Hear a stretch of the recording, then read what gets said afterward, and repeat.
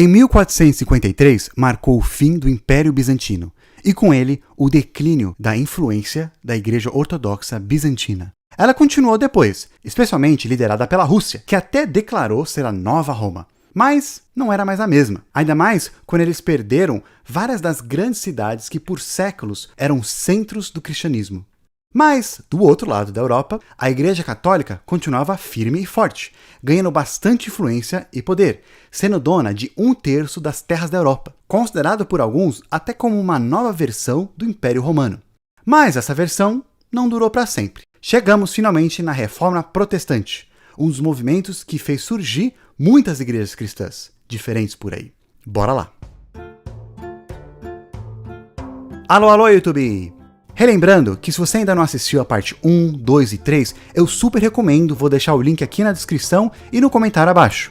Nesses vídeos, a gente começou a ver o cristianismo desde suas origens, lá no judaísmo antigo, os primeiros cristãos, a igreja primitiva. Aí falamos sobre o Concílio de Nicéia, que estabeleceu os principais fundamentos da crença cristã que prevalecem até hoje na maioria das denominações. E também falamos dos vários cismas que aconteceram depois, as separações. Alguns grupos não concordando com alguns concílios, com algumas decisões que a igreja fazia. Então eles continuavam a fazer do seu jeito, acreditando que aquele seu jeito é o jeito correto.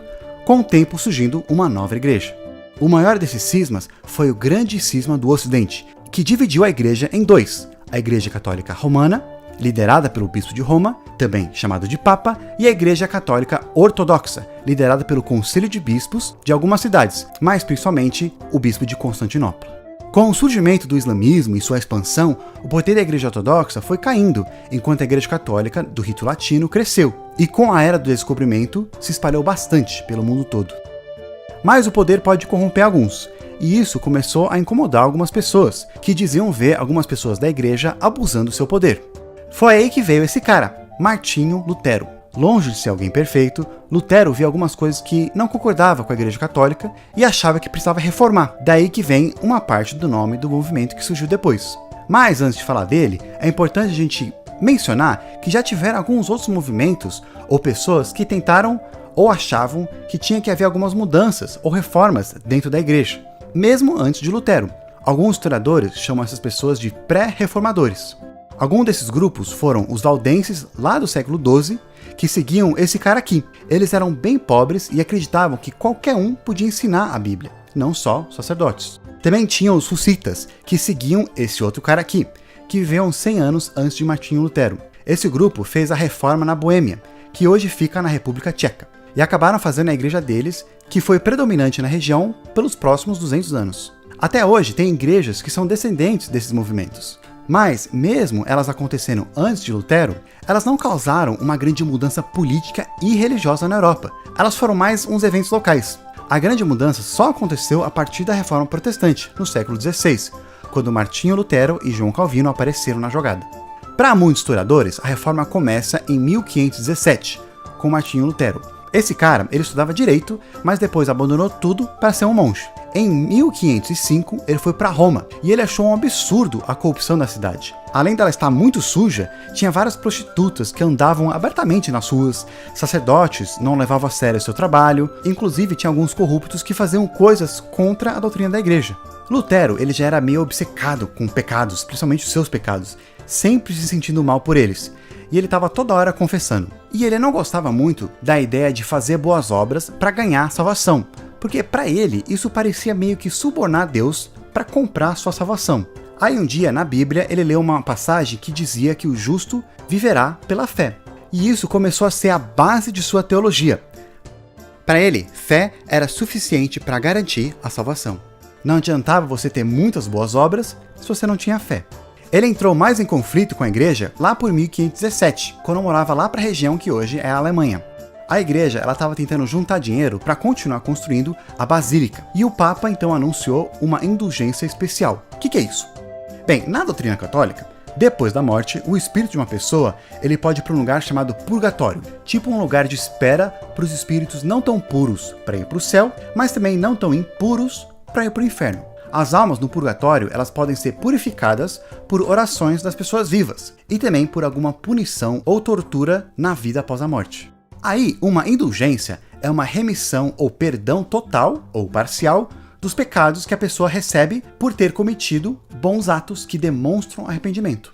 Então, nessa época, foi anunciado que as pessoas também podiam comprar essas indulgências para poder libertar alguma alma do purgatório. Então, tipo, se você tinha um membro da família que morreu e acha que ele está no purgatório, você podia comprar uma indulgência lá na igreja e aí eles iam para o céu. Esse é literalmente o discurso de um sacerdote naquela época, tentando convencer as pessoas de comprar uma. Lutero não gostou dessa ideia, já que para ele não se podia comprar salvação nem por boas obras, muito menos com dinheiro, comprando indulgências. Então, em 1517, Lutero escreveu 95 teses que apontavam perguntas e opiniões sobre esse assunto e alguns outros também. Tradicionalmente, ele pregou essas teses em uma porta de uma igreja. Outras versões falam que ele pregou em uma catedral. E também tem historiadores que falam que talvez ele não pregou em nenhum lugar. Mas, de qualquer modo, ele escreveu essas teses em algum lugar e suas ideias se espalharam bem rápido. Além disso, Lutero ele também começou a criticar os líderes da igreja, falando que eles eram como todo mundo, e a única autoridade de verdade vinha da Bíblia. O lema que ficou famoso era Sola Scriptura, Sola Gratia, Sola Fide. Mas por que a reforma dele acabou se espalhando mais do que aqueles movimentos de antes? Bem, nessa época, eles inventaram a impressão, essa maquininha aqui. E com isso, as ideias de Lutero, elas puderam ser impressas em maior quantidade e em bem menos tempo, que ajudou muito a espalhar por todo lugar. Sim, a maioria das pessoas não sabiam ler ainda, mas os líderes religiosos liam, e também vários membros da nobreza. Além disso, também fizeram cartazes com desenhos de suas ideias, e muitos eram lidos em voz alta em praça pública. Basicamente, foi uma das primeiras publicações que viralizaram. Lutero ele também traduziu a Bíblia para o alemão, e isso ajudou a garantir o acesso da Bíblia para mais gente, já que a maioria das pessoas não falavam latim. Teve gente que também tentou fazer isso antes e foi executado. Com a tradução da Bíblia para o idioma do dia a dia, mais pessoas puderam ler, entender e ser inspiradas sem depender de um sacerdote. Então a dependência de uma pessoa da igreja começou a diminuir. Lutero ele acabou sendo excomungado da igreja e perseguido, mas alguns príncipes alemães gostaram dele e ofereceram proteção. Lembra que mesmo tendo o Império Sacro Romano, com um imperador católico que não gostou muito de Lutero, dentro desse império tinha vários reinos alemães pequenos, com príncipes e duques. E muitos, apesar de ser parte do império, eles basicamente agiam com o próprio país. Um desses reinos foi a Prússia, que foi um dos primeiros reinos a adotarem o luteranismo como religião oficial do reino. Fazendo isso, eles não precisavam mais responder para o Vaticano e também tiravam um pouco o poder que o Imperador Sacro Romano tinha, dando ainda mais autonomia para eles. Também, gente, lembra, a Igreja Católica tinha 1/3 das terras na Europa. Então, adotando uma outra religião, muitos príncipes e reis, eles puderam apropriar-se de muitas dessas terras, dobrando o quanto eles ganhavam. E isso ajudou muitos reinos a crescer e se tornar países bem fortes. Então não é de surpreender que muitos reinos pequenos quiseram apoiar Lutero. Outros primeiros reinos a adotarem o luteranismo como religião oficial foi a Dinamarca, Suécia e a Noruega, ainda é religião oficial lá na Dinamarca. E claro, vários outros reinos germânicos menores também adotaram com o tempo, e isso tudo ajudou a manter esse movimento vivo. É importante lembrar também que quando uma igreja se tornava protestante, não quer dizer que ela fechava a capela católica, ia para outro lugar e abria uma outra com outro nome. Na maior parte das vezes, eles continuavam no mesmo prédio, com a sua mesma congregação, e fazendo até os mesmos rituais. Só eles pararam de responder para o Vaticano. A ideia de muitas era apenas reformar a igreja e não criar uma nova. Mas pequenas mudanças foram feitas aqui e ali, tanto no lado católico quanto no lado protestante. E com o tempo, acabou virando uma igreja totalmente diferente. Teve também muita gente que viu isso como uma oportunidade de acabar com a opressão dos senhores e do clero. Muitos camponeses se armaram e se revoltaram, saqueando cidades, invadindo terras da igreja, atacando muitos lugares. Mas muitos príncipes alemães, com o apoio de Lutero, acharam isso radical demais e acabaram com as revoltas, sendo um capítulo bem sangrento para a reforma. Outra coisa importante saber sobre a reforma é que não foi um movimento único ou um movimento unificado pela Europa. Foram vários movimentos separados que aconteceram em lugares diferentes e muitas vezes de maneiras diferentes. Mas, generalizando, voltando para aquela nossa linha do tempo, a reforma protestante criou 3 ramos principais que saíram do catolicismo: o luteranismo, anglicanismo e os reformadores, ou calvinistas. Também tem os anabatistas, mas eles são um caso à parte que a gente vai falar melhor depois. Esses 3 são os principais porque eles criaram igrejas que se tornaram oficiais em algum país. Como que esses outros surgiram? É provável que você já tenha ouvido falar desse rei aqui, o rei Henrique VIII da Inglaterra. Pois é, ele estava doido para ter um filho homem e garantir a linha de sucessão. Mas a sua esposa, ela não estava conseguindo ter um filho homem. Aí então, por causa disso, ele quis anular o casamento dele. Mas o Papa não deixou, não só porque a igreja era contra o divórcio, já teve outros divórcios antes, mas principalmente porque a esposa do rei da Inglaterra, ela era filha do rei da Espanha, e ele era muito poderoso e próximo do Vaticano. Mas o rei da Inglaterra estava nem aí. Ele se divorciou e casou com uma outra, numa cerimônia feita por um bispo que ele escolheu. Ele acabou sendo excomungado da igreja, mas eles continuaram fazendo as coisas lá da igreja sem falar com o Vaticano. Então muitos bispos da Inglaterra, ao invés de reportarem para o Vaticano, eles começaram a reportar para o maior arcebispo da Inglaterra, que é o bispo de Cantuária. E esse bispo, ele é apontado pelo rei. Com o tempo, eles se tornaram a igreja anglicana, com o monarca sendo a cabeça da igreja e esse bispo sendo o líder espiritual. Eles são bem parecidos até com a igreja católica. Alguns especialistas até não consideram tanto eles como protestantes, porque não foi um movimento assim como Lutero, querendo reformar a igreja. No início foi mais porque o rei brigou com o Vaticano. Mas, de qualquer maneira, eles fizeram parte desse movimento que estava crescendo na Europa, e os seus seguidores começaram a se identificar como protestantes. Teve muitas brigas, batalhas e várias mortes entre católicos versus protestantes. Mas com o tempo a igreja anglicana acabou ficando. Ela se espalhou nas colônias britânicas, especialmente nos Estados Unidos, e de lá veio para o Brasil. Com o tempo as igrejas nas colônias foram ficando independentes, com seus próprios arcebispos, e o Brasil ficou autônomo em 1965. Mas mesmo sendo independentes, eles fazem parte da comunhão anglicana, que significa que todos compartilham as doutrinas e a ordem, reconhecendo o arcebispo de Cantuária como líder espiritual ou um líder simbólico. Essa é a terceira maior denominação cristã do mundo, atrás dos católicos e os ortodoxos.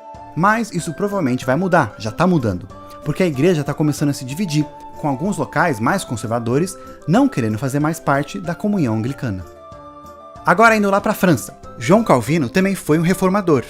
Ao contrário de Lutero, que estudava direito e abandonou para virar monge, Calvino ele estava estudando para ser do clero e abandonou para estudar direito. Ele também viu várias coisas que não concordava na igreja e quis reformar, mas como a França era bem católica, ele fugiu para a Suíça, onde suas ideias se espalharam mais, criando o movimento calvinista. E hoje muitas igrejas reformadas são descendentes desse movimento. Muitas dessas novas igrejas, elas ficaram independentes nos locais. Às vezes, algumas pessoas saíam de uma congregação para criar uma outra, ou outras vezes, 2 ou 3 se fundiam. Inclusive, muitas igrejas luteranas se juntaram com algumas calvinistas, criando movimentos diferentes. Mas, no geral, cada país tinha sua própria igreja autônoma local. E quando algum deles imigraram para as Américas, eles levaram consigo a sua igreja. No Brasil, a igreja luterana chegou com os imigrantes alemães em 1824. E muitas delas eram isoladas uma das outras, tendo algumas diferenças entre eles, dependendo de qual que foi o grupo que abriu aquela igreja, de onde eles vieram. Anos depois, também vieram missionários luteranos lá dos Estados Unidos, trazendo uma teologia um pouco diferente. Por isso que hoje a gente tem 2 igrejas luteranas principais aqui no Brasil. Os calvinistas também vieram para cá. Na verdade, eles foram os primeiros protestantes a chegarem no Brasil, lá em 1557, com os franceses. Mas com a briga contra os portugueses, eles acabaram sendo expulsos e muitos protestantes que ficaram foram mortos. Mais tarde também eles vieram com os holandeses, lá no Nordeste, já que a Holanda foi o país que o calvinismo ficou mais forte. Mas eles também depois foram expulsos. Apesar de outros grupos protestantes calvinistas terem vindo anos depois com várias levas de migrações diferentes, o calvinismo só ganhou mais força aqui na chegada dos presbiterianos. Quem são esses? Bem, lá na Escócia, teve esse cara aqui, que trouxe as ideias de João Calvino para lá, e a reforma lá pegou um rumo diferente do que dos ingleses. A igreja protestante ficou sendo liderada por um grupo de anciãos ou presbíteros, daí que veio o nome da igreja presbiteriana, que foi levada para as colônias dos Estados Unidos, quando vários imigrantes foram para lá. E de lá veio para o Brasil, onde até fundaram uma escola que mais tarde se tornou uma universidade. Mas, mesmo com as reformas, muitas pessoas ainda achavam que a reforma não tinha sido completa. Daí que começa a surgir ainda mais grupos, mais movimentos, que vamos ver finalmente na parte final dessa série sobre a origem do cristianismo. E vamos ver também algumas igrejas que são grandes aqui no Brasil. Então, se inscreve aí e põe notificação, que vamos falar no próximo vídeo sobre os movimentos do Grande Despertar. Mas, por enquanto, eu vou ficar por aqui. Nos vemos na próxima.